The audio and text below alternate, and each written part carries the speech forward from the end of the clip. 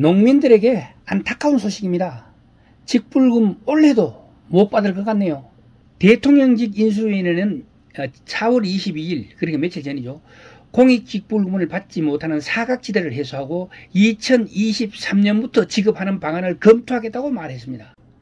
농민 정책에 관심이 많아서 직불금 구제 법안을 대표 발의했던 의원 중에 한 명이었던 권성동 의원이 여당의 원내대표가 되었다는 것은 직불금 구제 법안의 입법화에 도움이 될 거라는 기대를 하게 하는 대목입니다.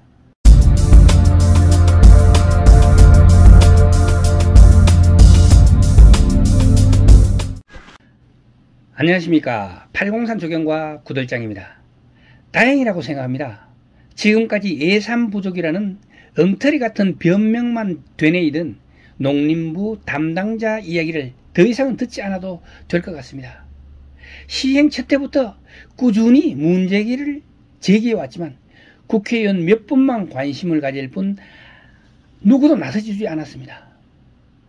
정권이 바뀌고 윤석열 정부 대통령 인수위원회에서 드디어 내년부터 줄 수 있도록 하기 위하여 검토 작업에 착수했다는 반가운 소식을 전해주고 있습니다. 그러니까 국회에서도 극히 일부만 나섰지 나머지 분들은 그냥 뒷짐지고 관망만 하는 그런 상태였습니다. 그런데 정부에서 인수위라고 하면 다음 정부를 이끌어 나갈 주인들입니다. 여기서 검토하기 시작했다는 굉장히 희망적인 이야기입니다. 농업인들을 위한 공익직불금, 지난해 여기에 대해서 농림부에 접수된 민원만 400건이 넘는다고 하지만 정부에서는 아무런 조치를 취하고 있지 않습니다. 농림부는 한정된 재원 속에 안정적인 제도 운영을 위해서는 지급 제한 규정을 둘 수밖에 없다고 말합니다. 그렇게 말하면서 어떤 농민들에게 이런 저거를 액션을 취해야 되는데 아무것도 하지 않으니까 소농, 연로하신 어르신, 그러니까 80대 후반, 90대 초반 되는 농민들도 많습니다. 이런 농민들에게는 그내년 1년, 2년 더 받으면 더 이상 줘도 못 받는 그런 연로하신 분들이네요. 이분들한테 마음의 상처만 줬습니다. 그러더니 최근에 그러니까 정책이 바뀌고 나니까 농림식품축산부 공익직불정책과장은 개정을 면밀히 검토해 왔다면서 지금까지 검토해 왔답니다. 원래 전수조사를 진행하고 있으며 이를 토대로 적극 추진할 계획이라고 합니다. 참 어쨌든 간에 뭐가 문제든 간에 추진할 계획이라니까 일단 마음이 불안합니다. 대통령직 인수위원회는 4월 22일, 그러니까 며칠 전이죠. 공익직불금을 받지 못하는 사각지대를 해소하고 2023년부터 지급하는 방안을 검토하겠다고 말했습니다. 인수위원회는 윤석열 대통령 당선인 공약에 따라 직불금 대상에서 제외된 실경작자, 실제로 농사를 짓고 있는 사람을 구제하는 방안을 검토하고 있다고 말했습니다. 그동안 충분히 불공정을 알고 있으면서도 아무런 조치를 취하고 있지 않았던 정부나 국회의원 몇몇 분만 관심을 가졌던 농민 불편사항을 대통령이 바뀌니까 한다고 합니다. 누구 잘못이든 뭐든 간에 참 마음이 아프네요. 예산이 적게 된 건 아니지만 예산이 많다는 건 알아요. 당장 2조 5천억 정도 더 든다는 건 알잖아요. 신문에도 계속 나오고 있잖아요. 그렇다고 해서 농림부에서는 이 유도리가 없는 건 아닙니다. 실제로 다른데 덜 급한데 예산을 다 돌릴 수도 있는데 그럴 생각은 전혀 안 하고 있어요. 그냥 버티기만 하고 있었던 거죠. 이게 마음 아프다는 겁니다. 정부 공무원들이 일부러 민그적거린 건 아닌지 하는 생각이 들어가지고 화가 날 지경입니다. 지금까지 저하고 통화한 농림부 직불금 담당 공무원은요, 오히려 저한테 불편하다는 듯이 화를 내더라고요. 참, 민원을 제기하는데, 왜 또 전화했냐는 식으로. 그런 사람이 왜 이래 바뀌는지는 알 수 없지만, 중요한 건 내년부터 시행된다고 하니까 다행입니다.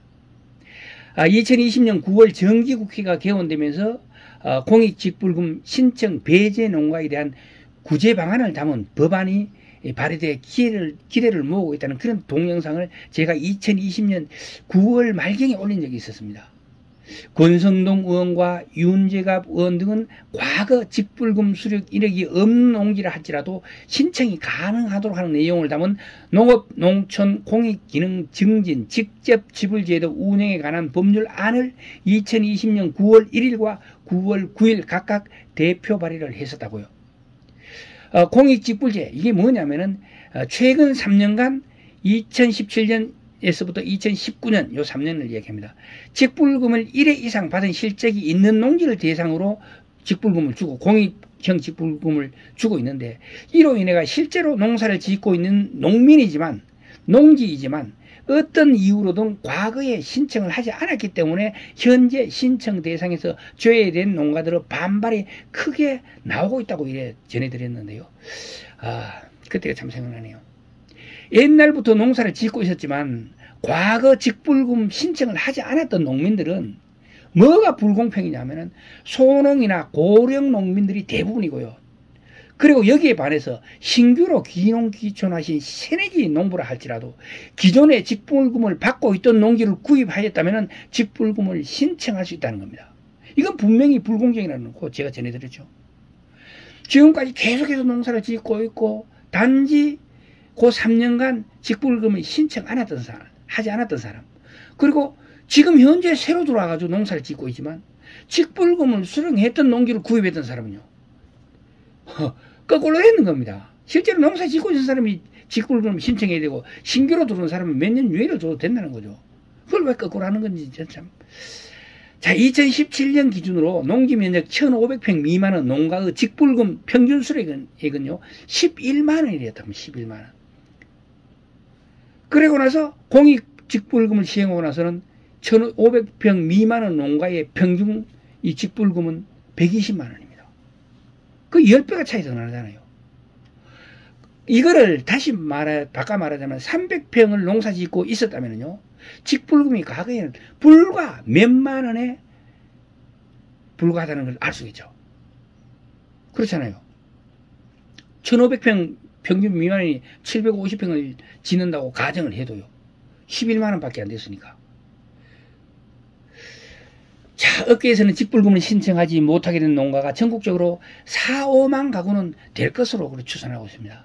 하지만 그동안 실제 농사를 지으면서 직불금 수령 자격이 있는데도 불구하고 절차가 복잡하거나 직불금 단가가 낮아가지고 신청하지 않았던 농가의 경우에 공익형 직불제 도입으로 직불금 신청 자체를 막아놓기 때문에 이게 뭐가 문제냐 하면은요, 지난 3년 동안 직불금을 신청하지 않았는데 이게요, 헌법상 신뢰보호 및 평등의 원칙에 위반되는 위헌 소지가 있다는 겁니다.